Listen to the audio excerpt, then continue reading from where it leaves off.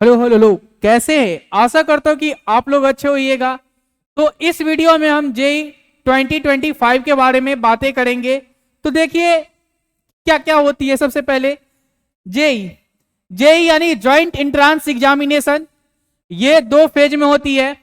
पहला JEE mains, अगर कोई भी इंसान या कोई भी स्टूडेंट अगर जेई मेंस क्वालिफाई कर जाता है तभी वो जेई एडवांस के लिए एलिजिबल है। जेई मेंस हमारे दो फेज में होते हैं, इसकी हम बात करेंगे। सबसे पहले 2025 की एलिजिबिलिटी क्राइटेरिया की बात करते हैं। तो कैंडिडेट को क्लास 12 किसी ना किसी बोर्ड से होना पड़ेगा, वो भी 2023 2024, या वो करेंटली अभी 12 में यानी कि 2025 में वो एग्जाम देने वाला है किसी ना किसी बोर्ड से क्लास 12 का। फिर उसमें एज कोई लिमिट नहीं होता, उस एग्जाम को देने के लिए आपकी एज की कोई लिमिट नहीं होती है। फिर आइए हम देखते हैं कुछ बातें, यानी कि हमारे जनरली स्टूडेंट को 75 मार्क्स एग्जाम में यानी कि क्लास 12 में उसे लाना होगा।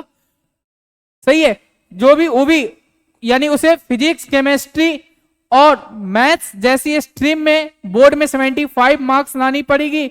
अगर वो एसटी या एससी कैटेगरी से बिलोंग्स करते हैं तो उसको 65% मार्क्स लाना होगा क्लास 12 बोर्ड में। फिर ये जो पेपर 1, अच्छा इसमें हम बात कर ले, ये दो पेपर होता है, पेपर 1 और पेपर 2। बट हम यहाँ पे पेपर 1 जो बीई यानी कि बैचलर ऑफ इंजीनियरिंग या बीटेक बैचलर ऑफ टेक्नोलॉजी, हम उसी की बात करेंगे पेपर 1 की।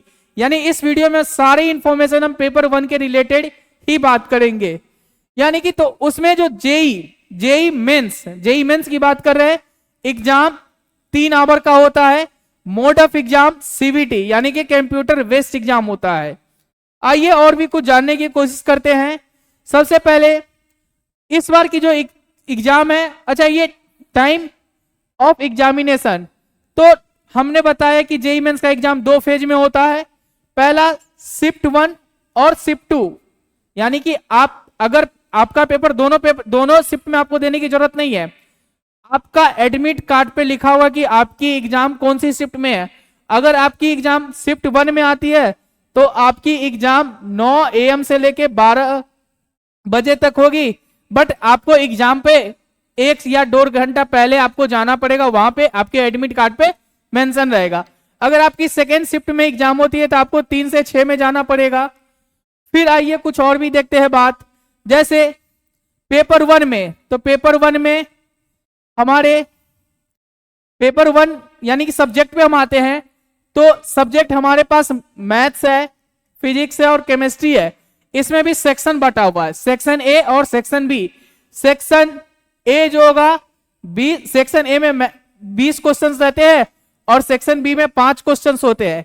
ये 20 क्वेश्चंस ऑब्जेक्टिव होते हैं और ये 5 क्वेश्चन इंटीजर होते हैं। सारे क्वेश्चंस करने के लिए होते हैं, आप सारे क्वेश्चन कर सकते हैं, बट आप वो करने के लिए होते हैं। मतलब ऐसा नहीं कि हम जैसे पहले आता था, जैसे 2024 तक आया था कि 10 इंटीजर आते थे, 10 इंटीजर में हम 5 इंटीजर बना लेते थे और 5 छोड़ सकते थे। बट यहाँ पे 5 इंटीजर आ रहे थे, पांचों का पांचों इंटीजर आपको करना होगा। फिर आइए हम कुछ और बात करते हैं, जैसे हमारे ये यानी कि हमारी एग्जाम किस सिटी में है, तो उसकी इंफॉर्मेशन एक्सपेक्टेड डेट है कि 10 जनवरी से लेकर 16 जनवरी 2025 तक आपके पास आ जाएगी। फिर हम ये एडमिट कार्ड कहां से डाउनलोड करेंगे, तो एडमिट कार्ड एनटीए के वेबसाइट से ही आपको डाउनलोड करना पड़ेगा और एडमिट कार्ड एग्जाम के 3 दिन पहले आएगा। और हमारा डेट ऑफ एग्जाम यानी कि एग्जाम का जो डेट है वो 22 जनवरी से 21 जनवरी 2025 तक है। इसी बीच में हमारी एग्जाम होगी। तो और भी कुछ जानने की कोशिश करते हैं, नहीं, हाँ 2024 में कुछ बातें करते हैं। जैसे 2024 में 56 स्टूडेंट थे जिसने 100% स्कोर किया था।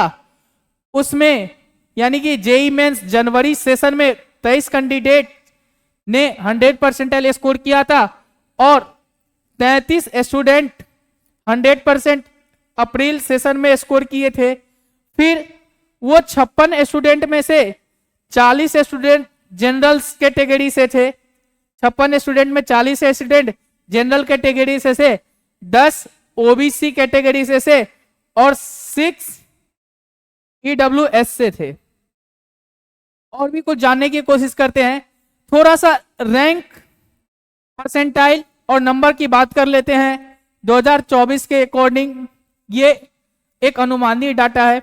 जैसे आपकी मार्क्स 160 से 174 के बीच में है तो आपकी इसके बीच में रैंक होगी और आपकी परसेंटाइल 98.52 से लेके 98.99 परसेंटाइल बनेगी। अगर आपकी मार्क्स 149 से लेके 159 के बीच में है तो आपकी ये रैंक होगी और आपकी इतनी परसेंटाइल बनेगी। नहीं, अगर आपकी मार्क्स 132 से 148 के बीच में है तो ये आपकी रैंक होगी और ये 97.01 97.9 के बीच में आपकी परसेंटाइल बनेगी। इसी अकॉर्डिंग यहाँ पे लिखा, आप देख लीजिएगा अपने अकॉर्डिंग। फिर हाँ, अब मेन बात होती है कि प्रिपरेशन का, कि हमारे एग्जाम के अब 10 दिन बचे हैं तो उसमें हम प्रिपेयर कैसे करें। तो आप प्रिपेयर के लिए सबसे पहले आपको एग्जाम का सिलेबस और एग्जाम का पैटर्न तो पता है, फिर हम उसके लिए प्लान करें